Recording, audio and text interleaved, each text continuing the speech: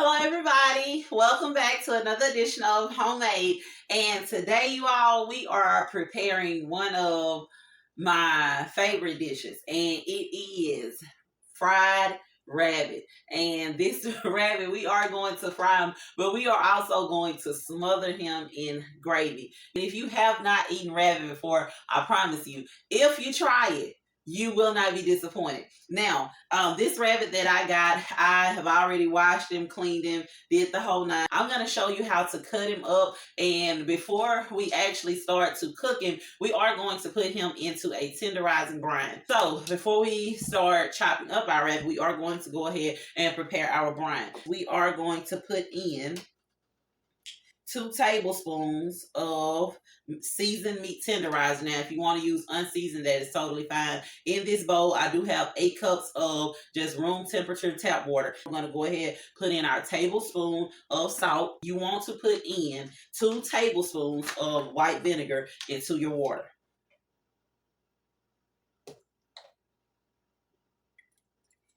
Okay. And now I am going to put in 2 tablespoons of Worcestershire sauce.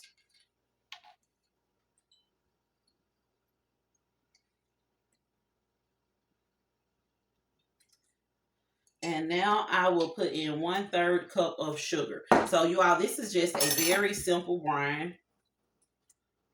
And we'll whisk that up. Make sure that all of our seasonings do get dissolved in the water. That's really important.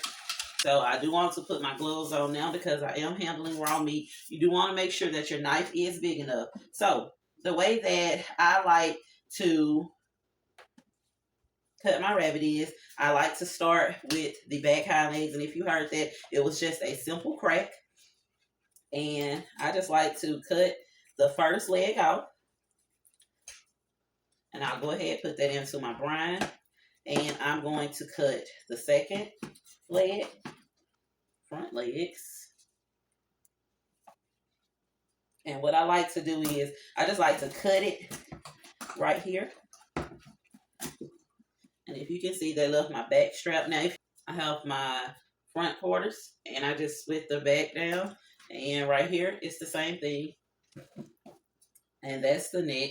I'll say that. Okay. And my back, I just like to cut that in half. But as you can see, it'll come apart. And this back part, because it's very meaty on the back part. It's a lot of meat right there. So what I typically like to do, sometimes I do split this and sometimes I keep it whole.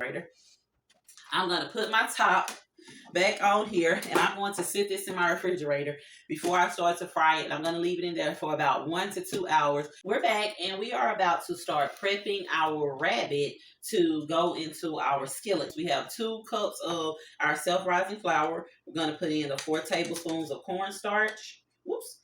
So we'll just say that's 2. And that's 3. And that's 4. If you put in a little too much, it's totally fine. We're just going to use our measuring spoon to stir that around into our flour. I have 1.5 tablespoons of the Tony Saturates. I have 1 tablespoon of onion powder, 1 tablespoon of garlic powder. I have 1/2 tablespoon of celery salt, 2 tablespoons of paprika, and I also have 1 tablespoon of bouillon. And that's chicken bouillon. And we're just going to put that in there. Typically pat whatever I have in the brine dry before I put it into my breader. But since we're not double dipping this, we're not going to pat it dry. We are going to take it directly from the brine and put it into our breader. So I'm just going to take that, shake it off, and drop a couple pieces in there. And we're just going. Now, typically, you know, you want to have a wet hand and a dry hand, but it's fine if you don't. I just like to shake it off, make sure I get in all the cracks and the crevices. Okay. Sit that right there and do the same for this piece. You can take a pinch of your flour or your breader, and you can drop it in there, and you see the bubbles starting to sizzle. That means that your grease is ready. I have my grease cooking on medium to high heat, and we are not going to overcrowd our skillet. So we're only going to put maybe like 4 pieces in at a time. I like to cook it for at least 10 minutes per side. And that ensures we get that crunchiness, and it also ensures that it is done. So we're going to let this fry, and we will come back. So our rabbit has been cooking for about 10 or 15 minutes. I'm going to go ahead and take these pieces out.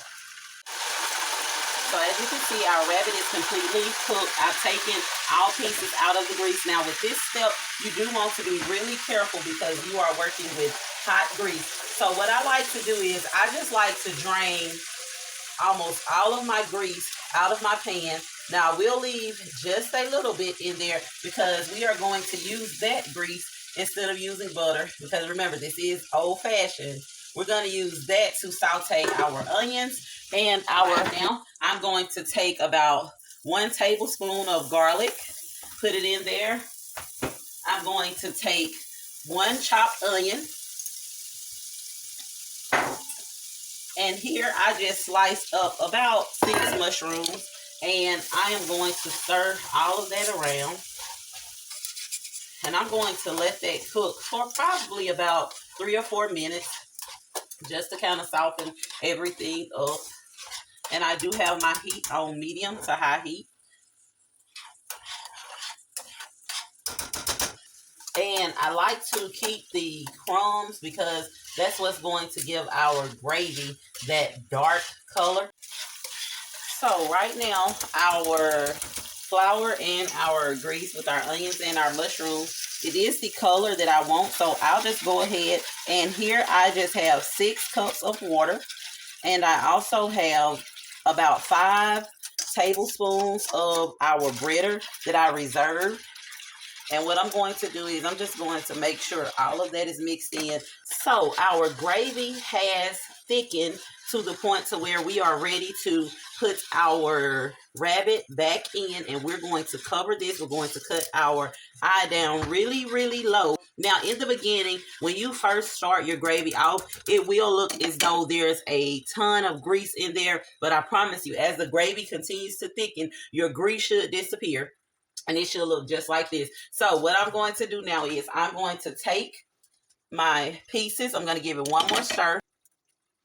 But you do want to make sure that all of your pieces are submerged into your gravy. But you want to be careful because you don't want to take off that crust. Oops, just like I did. So be very careful when you're going to let this cook on really, really low heat for about 10 to 15 minutes without stirring it. And that's why it's so important that we stir it in the beginning.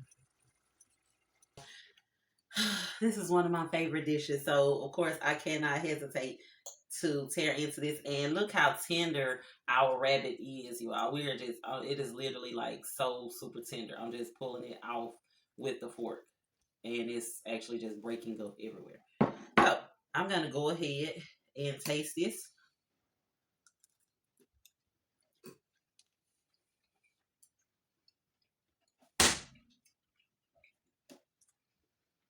The gravy from another world. This is so good. And if you've never eaten rabbit, I dare you to try it. I dare you to try it. You are going to fall in love. But if, or should I say, when you make this recipe, make sure you drop your pictures, your comments, all of those things in the comment section below. Let me know how you enjoy this dish. I know I did not say it earlier, but don't forget to like, subscribe, and share our channel if you want to keep seeing our easy homemade recipes. Cooking is as easy or as hard as you make it, but I promise you, if you just keep it simple, just be yourself, life in itself can be so much easier. Thank you for joining me for another episode of Homemade, and until next time, continue to be great.